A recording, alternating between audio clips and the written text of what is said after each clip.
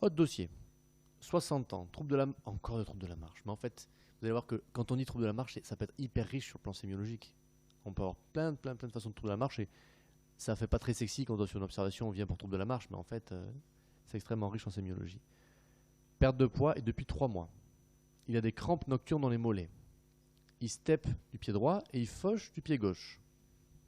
Alors moi je suis paumé là. En vrai, hein, qu'est-ce que... Faut m'aider.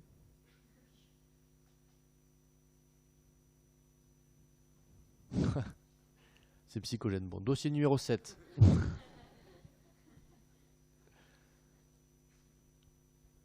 C'est dur de mimer les deux à la fois. Hein. Il ne mime pas, je suis d'accord, mais bon. Donc la question c'est quoi? Quelle est l'analyse syndromique, encore une fois, sémiologique?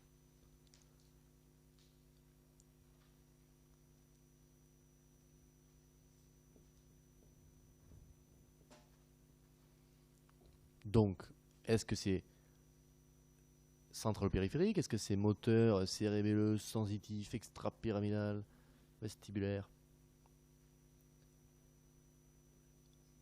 Périphérique et central, ok. Moteur, ok. Donc là, on doit dire, quand on dit central moteur, on appelle ça un syndrome pyramidal. Ok. Syndrome pyramidal, monoménique, main inférieure gauche, très bien. Et une atteinte neurogène périphérique, et éventuellement motrice aussi, pure, du coup, à droite. Crampe nocturne dans les mollets. Crampe, c'est plutôt une atteinte périphérique. Donc il a aussi peut-être du périphérique à gauche. Parce qu'il a les deux mollets atteints. Qu'est-ce qu'on voit? On voit un déficit, une hémiotrophie de la loge antéro-externe du membre inférieur droit, là où il step. Déficit, hémiotrophie, steppage, on confirme bien qu'il y a une atteinte périphérique. Donc, l'atteinte motrice périphérique, c'est une atteinte de quel endroit? Corps antérieur du deuxième motoneurone. Ça peut être axonal, mais du deuxième motoneurone. Ok. Fasciculation de l'axus droite. Périphérique, très bien. Raideur à la mobilisation du membre inférieur gauche. Bon, on l'a déjà vu. Pyramidal, donc atteinte du premier motoneurone. Abolition des réflexes achilléens. Réflexe rotulien vif diffusé plutôt à gauche. Encore syndrome pyramidal. Babinski gauche, syndrome pyramidal.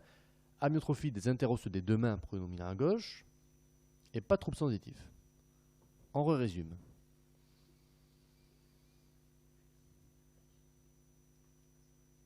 On a du moteur pur, central périphérique, 2 étages. Et c'est là. A priori, moteur pur, plusieurs étages, central et périphérique associés, sclérose latérale amyotrophique. Alors en faveur du système nerveux périphérique, on l'a dit, le steppage, fauchage non, abolition des réflexes oui, réflexe vif non, et c'est une Babinski non. Où peut situer la maison? Là, alors là, je sais pas d'où ça sort.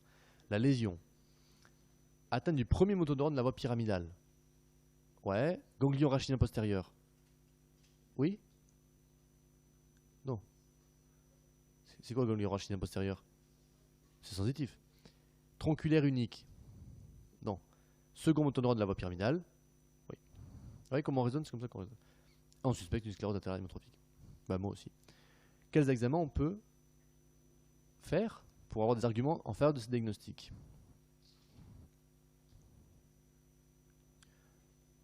Alors, ça dépend comment me poser la question. En faveur de ce diagnostic, moi j'en ai entendu une là, le MG. On va rechercher quoi?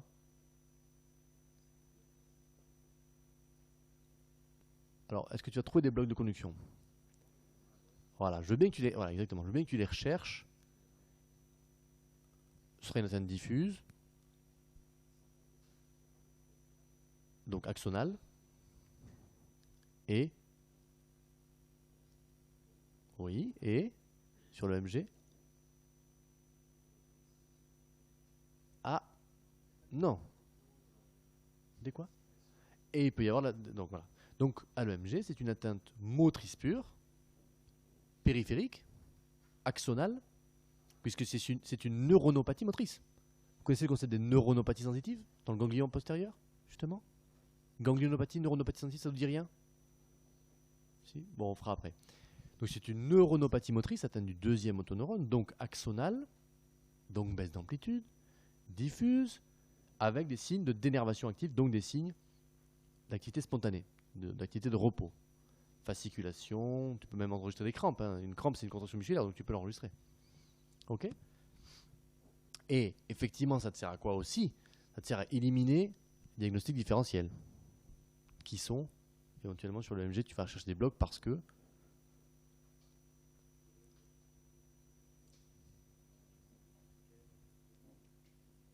on ne dit pas NMMBC, donc neuropathie multifocale motrice à bloc de conduction. Ça, ce sont des maladies périphériques, motrices pures, avec des déficits, un peu d'hypertrophie, des blocs de conduction, atteinte déminilisante, et des anticorps anti. J'ai cru entendre. GM1. GM1, qui sont aussi des anticorps qu'on retrouve dans les Guillain-Barré de forme motrice axonale, qu'on appelle autrement les AMAN. AMN, Acute Motor Axonal Neuropathie. Tout ça, ouais, celui-là, il faut le lire, hein, parce que tout ça c'est écrit, mais il faut tranquillement potasser. Neuronopathie sensitive, on en parle un peu ou... Vous le verrez dans le cours sur la neuropathie périphérique. C'est une atteinte sensitive pure, axonale, qui donne du coup comme symptômes éventuellement des paresthésies, mais principalement une ataxie, une aréflexie. C'est plutôt subaigu. À l'EMG, on a des sensitives ratiboisées, pas d'anomalie motrice. Et les causes, vous en avez 3 à savoir, il y en a plusieurs, hein, mais 3 à savoir, de neuronopathie sensitive subaiguë. Une que vous avez dit tout à l'heure. Oui, via les anti-HU, très bien. Donc neuropathie de Denis Brown. Anti-HU, ok. Après, non, c'est vraiment le corps cellulaire qui est atteint, pas le nerf. Donc c'est vraiment le ganglion postérieur. Syndrome sec, Gougerot, ok. Et toxique. Toxique médicamenteux. Non, ça donne neuropathie, mais plutôt motrice d'ailleurs. Tu te dis ? Chimio, très bien. Et lesquels ? Les platines. Chimio, très bien. Et c'est vrai que plutôt platine pour une neuropathie sensitive et plutôt, par exemple, les taxanes, c'est plutôt des polyneuropathies. Tu vois, chaque chimio a une atteinte neurologique périphérique particulière. Donc plutôt chimio et cisplatine, celle de platine. Ok. Donc là, ce qui va donner des arguments à faire le diagnostic, c'est l'EMG. Néanmoins, il aura tout. Pourquoi ? Parce que l'adage, en tout cas le mien, c'est que la SLA, quand on voit un patient, on sait ce que c'est. Mais c'est la maladie où on fait le plus d'examens complémentaires pour justement essayer de trouver autre chose. Donc EMG. Pourquoi ? Ouais, parce qu'on va en parler. Parce que c'est une maladie donc dégénérative. Dégénérative, vieillissement prématuré, moteur pur, premier et deuxième motoneurone, 3 étages classiquement, bulbaire, donc avec un syndrome bulbaire et un syndrome pseudo-bulbaire. Comment on fait la différence ? Quand on dit pseudo-bulbaire, c'est plutôt central, ça va être donc un réflexe masséterien vif, trouble de la marge, des rires et pleurs spasmodiques. Okay. Syndrome bulbaire, ça peut être une atteinte faciale, une atteinte des nerfs crâniens, un réflexe masséterien aboli, une amyotrophie des fasciculations de la langue. C'est ça qu'on a dans la SLA. Et aux étages après, membre sup et membre inf. Il n'y a pas de diagnostic qui donne une atteinte aux 3 étages centrale périphérique motrice pure. C'est une atteinte, c'est une maladie grave, incurable, avec un pronostic, une médiane de survie à 36 mois. Et ce qui grève le pronostic sont les atteintes respiratoires, qu'on peut commencer par... Non, qu'on peut commencer par la VNI. Les indications de la VNI, c'est l'hypercapnie à plus de 45 et la capacité vitale forcée à moins de 50%. Ou des signes cliniques. Ok. Grévé aussi par une atteinte du... J'ai pas entendu. De la déglutition, avec des troubles d'églutition, des pneumopathies d'inhalation et éventuellement du coup une dénutrition. Ok. Principalement c'est ça. Après les atteintes de l'alitement. Ça se traite comment ? Donc, il y a un traitement qui a l'AMM qui s'appelle le riluzole, voilà. Et sinon, c'est de la kiné, de l'orthophonie et prise en charge palliative, mais pas dans le sens où on fait rien. Hein. Palliative, c'est soins de confort, c'est tout ce qu'il y a à faire autour. Donc on a dit le MG, recherche une atteinte de la corde antérieure, donc du deuxième motoneurone, neuronopathie motrice, dénervation diffuse, stimulation atteinte motrice non systématisée, axonale, et on confirme l'absence d'atteinte sensitive. Ouais.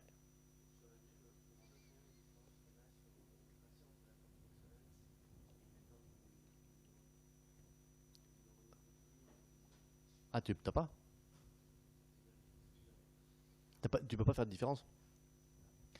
En fait, entre l'atteinte purement de l'axone moteur et du corps cellulaire, tu peux pas faire la différence. Oui. Baisse d'amplitude, vitesse normale, latence normale.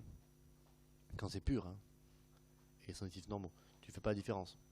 Mais on sait que cette maladie-là est. Comme quand on dit neuronopathie sensitive, on sait que c'est ce qui donne une atteinte sensitive pure, etc. C'est le ganglion, enfin c'est le corps cellulaire qui est atteint. Ah oui, dans le neuropathie. Après, là, c'est les casques que tu ouvres. Du moment que tu n'as que du sensitif, tu peux être surtout sur de la ganglionopathie. Du moment que tu n'as que du moteur, c'est plutôt de la motoneuropathie. Et donc, soit une SLA, c'est une atteinte centrale associée, soit des causes de neuropathie motrice pure. Et là, tu en as plein. Hein. Tu as quoi comme cause de neuropathie motrice pure, par exemple? Neuronopathie motrice. On en a parlé il n'y a pas très longtemps en stage. Si. Et on a vu, c'est dommage que vous ne soyez pas venu jeudi après mon OMG, parce que jeudi après mon OMG, patient 42 ans, à l'âge de 7, sénégalais, à l'âge de 7 ans, il a eu une ponction lombaire. Il a eu une douleur au membre inférieur gauche, depuis il boitait. Il a boité après, il a boité 3-4 ans, et puis il a toujours gardé des petites difficultés à la marche. Il me dit, donc le mot du médecin c'est EMG sciatique dans l'enfance. Bon, déjà c'est pas très taillé, apprenez à faire des demandes, parce que sciatique dans l'enfance, quand tu as 42 ans, tu te demandes pourquoi il vient. Il me dit j'ai une ponction lombaire, ça m'a touché le nerf et depuis je marche pas bien. Cliniquement, amyotrophie toute la jambe gauche, pas vraiment de déficit moteur, pas de réflexe à la jambe gauche, rien de central. Diagnostic, pas trop sensitif également. Donc neuronopathie motrice, monomélique du membre inférieur gauche pur. Il a une PL. Est-ce que la PL a pu donner ça? Lui il me dit c'est la PL, ma mère m'a dit c'est la PL. Est-ce que la PL peut donner ça? Non. Du coup, la question qu'on se pose, c'est pourquoi il a une PL? Est-ce que la ponction lombaire faisait partie du tableau qui lui donne maintenant ça? Quelle est la maladie qui donne une atteinte motrice pure, axonale, donc deuxième motoneurone, chronique, et qui se présente initialement par un tableau de méningite fébrile? Là? Non. Vous pensez tout le temps au Lyme. Dès qu'on se pose la question quand il y a le Lyme, c'est que c'est pas le Lyme. Lyme, soit on le sait, soit si on se pose la question, c'est pas ça. Non. Le fils à 7 ans. Une polio. C'est quelle poliomyélite? Donc on pouvait lui dire, bah non, vous avez 42 ans, vous apprenez maintenant que c'est pas la ponction lombaire, c'est la polio. Et donc ces tracés, c'était moteur pur, donc baisse d'amplitude, asymétrique, détection très très très simple, sensitif normosymétrique. Diagnostic qui est fait. Donc moteur pur, c'est pas que la SLA. Voilà comment on fait la différence du coup. Mais on ne peut pas faire la différence entre l'axone pur et le neurone. On confirme le diagnostic de la SLA. Un an plus tard, on revoit le patient. Moins de crampes, trouble de déglutition dysarthrie depuis 2 mois. Bon. Quels sont ceux parmi ces signes qui sont en rapport avec son syndrome bulbaire? On l'a dit. Dysarthrie, oui. Diminution de la mimique. Ça peut, du moment que tu as une parésie faciale, par une diminution de la mimique. Bulbaire, donc atteinte des noyaux des nerfs crâniens, quoi.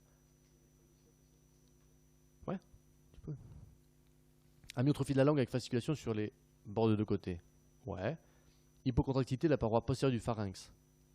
Ouais. Rit ou pleure de façon incontrôlée. On l'a dit, c'est plutôt pseudo-bulbaire. C'est important parce que si tu sais qu'il y a une SLA, c'est pas grave qu'il fasse que du périphérique en bulbaire. Si tu n'as pas le diagnostic et s'il fait que du périphérique bulbaire, tu peux te poser des questions d'autre chose. Ça peut être un Kennedy, tu m'as dit génétique, vous n'avez pas à savoir, mais donc si c'est dans l'évolution naturelle, bon, voilà, mais si c'est la présentation initiale, s'il est que bulbaire, que périphérique, tu poses des questions. Et pseudo-bulbaire, bon, ben, on a dit, c'est l'inverse, mais ça aussi une dysarthrie, ça je vous l'ai dit. Ok. Ça on en a parlé.